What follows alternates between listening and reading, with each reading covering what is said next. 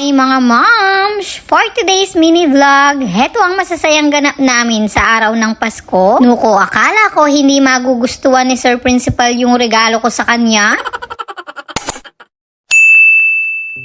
Good morning! Merry Christmas mga moms! Today is December 25, araw ng Pasko. Ito yung pinakahihintay natin, lalo ng mga bata. Mabilis na nga kaming nagbihis at nag-ayos ni Eva Milan. Nag-decide kami na mag-color red ngayong Pasko. Nuko, ready si Milan na mamasko. At talaga namang naka-nails pa. Nuko, napaka-arty naman yan. Grabe sa kakikayan si Milan. Talaga namang nagmana sa nanay. Ito naman yung aking OOTD. Lahat ng aking suot ay from Lovito. Ilalagay ko yung link sa comment. At syempre, hindi pwedeng hindi nakaterno din si Daddy. At pagkatapos naming mag-outfit check, bumaba na agad kami para mag-picture. Yearly nga, ganito yung ginagawa namin. Meron kaming family picture dito sa may Christmas tree. Grabe, ang bilis talaga ng panahon. Kita nyo naman kung gaano lumaki agad si Milan at parang dalaginding na talaga. Muko, maarte pa nga siya sa akin. Araw-araw nga, binibilang niya kung ilang araw na bago magpasko. Excited kasi siyang mamasko at lalo na mag-open ng mga regalo. At syempre, pagkatapos naman, kami ni Sir Principal ang nagpicture-picture. Naku, akala mo naman Valentine's Day.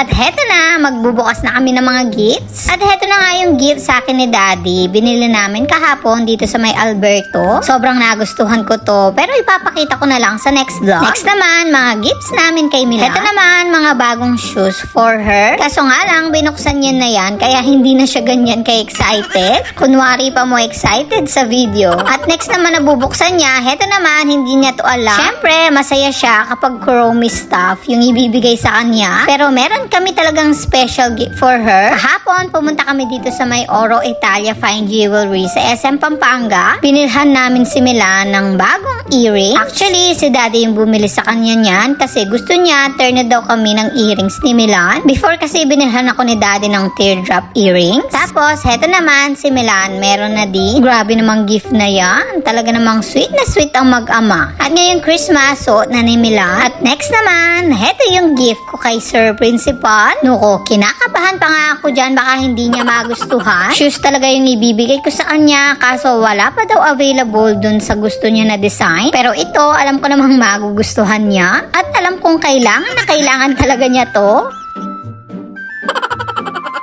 Ayan, walang iba kundi isang set ng kating ko. Nuko, tuwang-tuwa siya dyan. Yung buong kwarto kasi namin, Nuko, amoy kating ko araw-araw. Kaya naman ayan, buo ko na siyang binili. Siguro naman hindi nasasakit yung paa niya dyan. Fast forward, kasama na namin ang aking magandang mother-in-law. Dito kami sa may function hall magki-Christmas. Ever since, dito na ako nagki-Christmas kasama sila. At sa araw naman ng New Year, January 1, doon naman kami sa aking family mag-spend ng New Year. At tuwing Christmas, ayan si Milan, laging ibinibigay sa akin yung mga ibinibigay sa kanya. Meron kasi siyang malaking piggy bank at doon niya inilalagay yung mga perang natatanggap niya. At ayan, shoutout sa mga Gutierrez and Reyes family. At yung mga nagpapa-shoutout from Zamboanga, hello po. Ayan po na mga taga Zamboanga, salamat po sa panonood sa amin. At syempre, tuwing Christmas, hindi pwedeng mawala ang family picture. Kapag may events talaga, dito kami sa may function hall ni Mami Imelda. Dito ginaganap yung mga kasiyahan.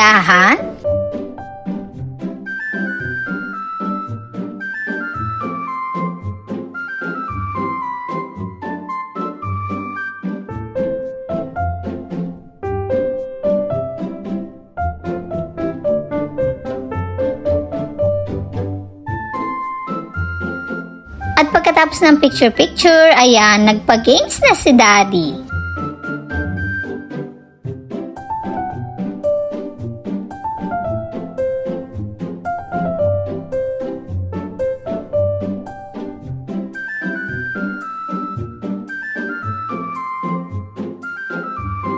At dito, tuwing Christmas, si Daddy yung punong abala. Syempre, nagiging Santa Claus siya. Syempre, dahil Christmas, merong Santa Claus. Nuko, pwede din kaya akong pumila.